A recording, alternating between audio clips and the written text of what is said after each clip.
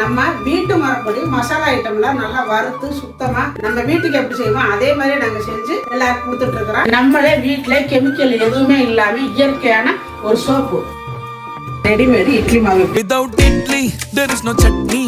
முருங்கை பொடி, பிரண்டை பொடி, 500 சர்க்கரை இருந்தாலும் நார்மலுக்கு 100க்கு 100 கொண்டு வர்ற சர்க்கரை கண்ட்ரோல் பவுடர், நிறைய சத்துக்கள் நிறைந்த சத்து மாவு, செட்டிநாட்டு பிரியாணி மசாலா, பருப்பு பொடி, கருவேப்பிலை இட்லி பொடி, செட்டிநாட்டு சாம்பார் தூள், ரசப்பொடி, மாங்காய் ஊறுகாய், 12 விதமான மூலிகையை சேர்த்து காய்ச்சி எடுத்த ஹேர் ஆயில், ஆவார அரப்பு பொடி. இந்த பொருள் எல்லாம் உங்களுக்கு வேணும்னா கீழே இருக்கிற வாட்ஸ்அப் நம்பருக்கு கேட்டு வாங்கிக்கோங்க.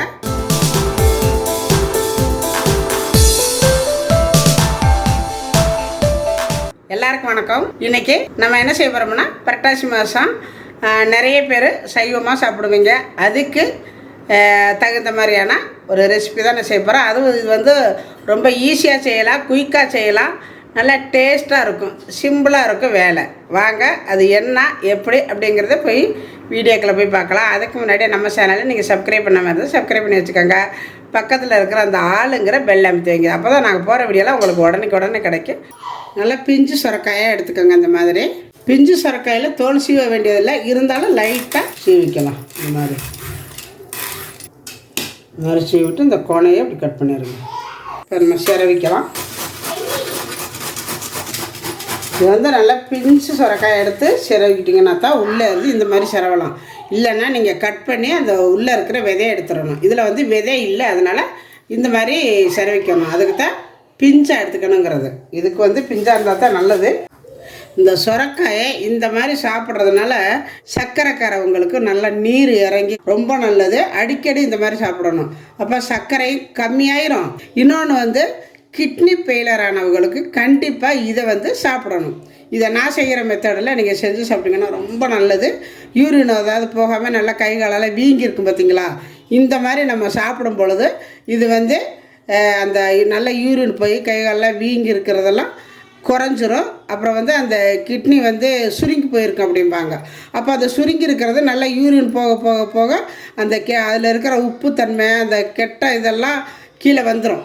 அதுக்கப்புறம் அந்த நல்ல ஒரு அதாவது நல்ல நீர் ஏறி ஊதிக்கிட்டு வந்துடும். ஊதிக்கிட்டு பெருசாக வரணும், ஒட்டி போயிருக்கிறது ஊதிக்கிட்டு வரணும் அந்த கிட்னி. அதுக்காகத்தான் இதை மெயினாக சாப்பிடுவாங்க. இன்னொன்று வந்து உடம்பு குறைக்கணும்னு நினைக்கிறவங்க இதை சாப்பிட்லாம். இந்த மாதிரி கைகாலெல்லாம் வீங்கி இருக்குது, அடிக்கடி நீர் கொறுத்துருக்குது அப்படிங்கிறவங்களாம் இந்த மாதிரி சுரக்காயை இந்த மாதிரி சாப்பிடுங்க. நான் செய்கிற மெத்தடில் நீங்கள் செஞ்சு சாப்பிட்டு பாருங்கள், செமையாக இருக்கும். இப்போ அதை வந்து நம்ம சிரவி வச்சுட்டோம். இப்போ இது இருக்கட்டும்.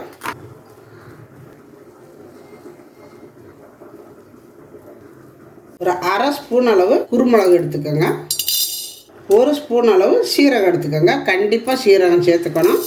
ஏன்னா நம்ம அந்த யூரின் போகிறது நல்லா போகணும்னா சீரகம் எடுத்துக்கணும். இப்போ இது ரெண்டையும் சேர்த்து 1-2 தான் நிற்கணும், நைஸாக நச்சிடக்கூடாது. இந்த மாதிரி பார்த்தீங்களா? இந்த மாதிரி 1-2 நச்சுக்கணும், ரொம்ப நைஸாக நச்சிடக்கூடாது. நம்ம சிரவி வச்சுருக்கிற சுரக்காயில் 1 ஸ்பூன் அளவு சேர்த்துக்கோங்க.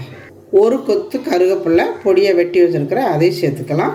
சிவப்பு மிளகா அதாவது பச்சை மிளகா கட் பண்ணி சேர்த்துருக்குறேன், அதையும் சேர்த்துக்கோங்க. பச்சை மிளகாயோட பழுத்தது ரொம்ப நல்லது, அதனால் அதை சேர்த்துருக்குறேன். நீங்கள் பச்சை மிளகாய் வேணுமாலும் சேர்த்துக்கலாம். கொத்தமல்லி கொஞ்சமாக.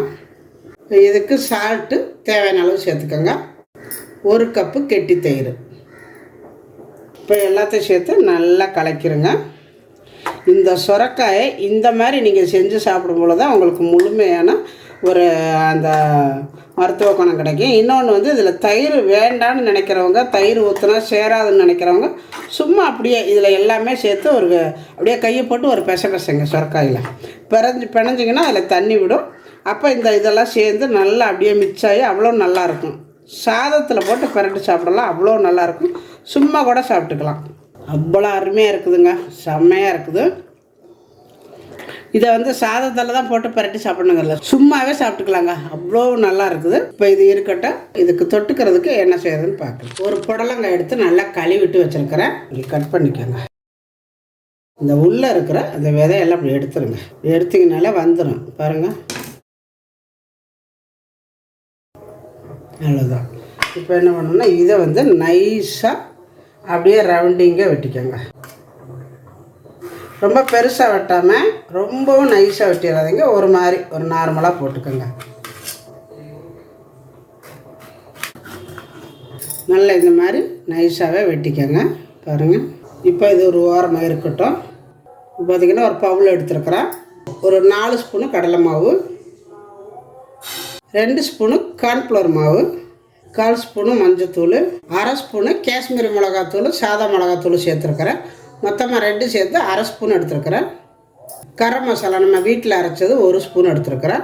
இப்போ இதுக்கு தேவையான அளவு சால்ட்டு சேர்த்துட்டு எல்லாத்தையும் சேர்த்து ஒரு நல்லா கலக்கிடுங்க. இந்த மாதிரி நல்லா கலக்கிட்டோம். இப்போ இதை நம்ம வெட்டி வச்சுருக்கிற புடலங்காயில் சேர்த்துக்கலாம். இதில் கொஞ்சம் கொஞ்சமாக அப்படியே அள்ளி தூவிக்கோங்க. இதில் நான் கொஞ்சமாக தான் போடுறேன், கொஞ்சம் இதில் வச்சுருக்கிறேன். போட்டுட்டு ஃபஸ்ட்டு கலக்கி விட்டுக்கோங்க. ஏன்னா இது தண்ணி விடும், அதனால் ஃபஸ்ட்டு கொஞ்சமாக போட்டு இப்படி நல்லா பெரட்டி வச்சுருங்க. இதை லைட்டாக அப்படியே பெரட்டிட்டு இதிலே வச்சிங்கன்னா தண்ணி விடாது. அதனால் ஒரு பாத்திரத்தில் போட்டு வச்சிடணும். இந்த மாதிரி ஒரு பாத்திரத்தில் போட்டுருங்க. அகலமான பாத்திரத்தில் இருக்கக்கூடாது. இந்த மாதிரி ஒடுக்கமான பாத்திரத்தில் போட்டு மசாலையை போட்டு வச்சிடணும். நல்லா அப்படி ஒரு அமுத்தி இப்படியே ஒரு 10 நிமிஷம் மூடி வச்சிடலாம், இருக்கட்டும். இப்போ நம்ம மூடி வச்சு 10 நிமிஷம் ஆயிடுச்சு பாருங்கள், நல்லா ஊறி நிற்கிது. இப்போ இதை மறுபடியும் நம்ம ஏற்கனவே பெரட்டினோம்ல அதே பாத்திரத்தில் கொட்டிக்கலாம்.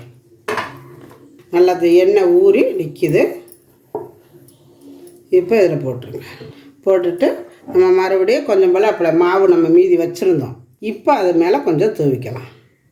தண்ணியெல்லாம் கசஞ்சதுக்கப்புறம் அந்த மாவெல்லாம் கொஞ்சம் ஒட்டி இருக்கிறது கசஞ்சிரும். அதனால் இப்போ கொஞ்சம் அப்படி போட்டுக்கோங்க. அந்த இவ்வளோ தான் நல்லாயிருக்கும். இப்படி அப்படி ஒரு அமுக்குனிங்கன்னா மறுபடியும் போய் நல்லா செட் ஆகிக்கும், நல்லாவும் இருக்கும். இப்போ இது இப்படியே இருக்கட்டும். இந்த பக்கம் தோசைக்கல் அடுப்பில் வச்சுருக்கிறேன். நீங்கள் இதே எண்ணெயில் பொரிச்சு எடுக்கிறனால எடுத்துக்கலாம்.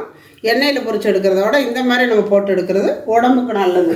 அதனால் நான் கொஞ்சமாக எண்ணெய் விட்டுக்கிறேன் தோசைக்கல்லில். நல்லா அந்த மாதிரி தோசைக்கல் காய்ஞ்சதும் நம்ம எடுத்து வச்சுருக்கிறத ஒவ்வொன்றா அப்படி போட்டுக்கோங்க. ரொம்ப ஈஸியாக குயிக்காக வெந்துடும். எண்ணெயும் நம்மளுக்கு மிச்சம். ரெண்டாவது நிறைய எண்ணெய் ஊற்றி செய்யணும் அப்படிங்கிறது இல்லை, பயப்பட வேண்டாம்.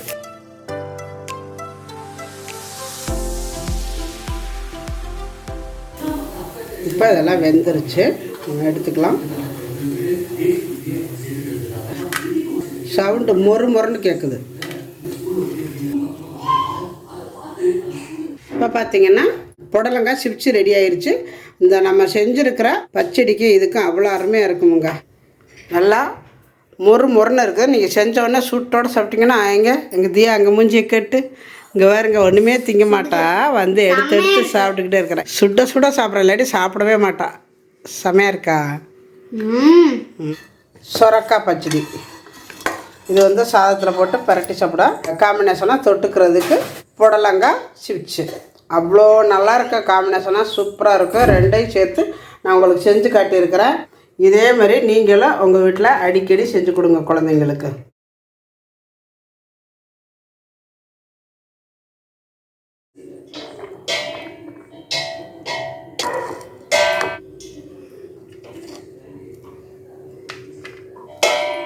நல்லா இந்த மாதிரி பிசைஞ்சு சாப்பிடுங்க.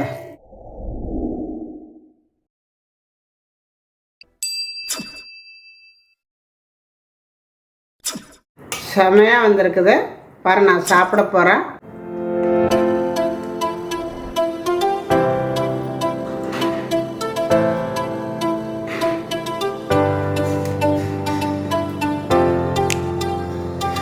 இது ரொம்ப ஈஸியாக குயிக்காக செஞ்சிடலாம். ரெண்டாவது உடம்புக்கு ரொம்ப நல்லது. கண்டிப்பாக இதே மாதிரி நீங்களும் உங்கள் வீட்டில் செஞ்சு பாருங்கள். செஞ்சு பார்த்துட்டு எப்படி வந்துச்சு அப்படிங்கிறத எனக்கு கமெண்ட்டில் சொல்லுங்கள். இந்த வீடியோ பிடிச்சிருந்தால் லைக் பண்ணுங்கள், ஷேர் பண்ணுங்கள், செட்டிநாடு சமையலுக்கு சப்ஸ்கிரைப் பண்ணுங்கள். நன்றி. வாழ்க வளமுடன்.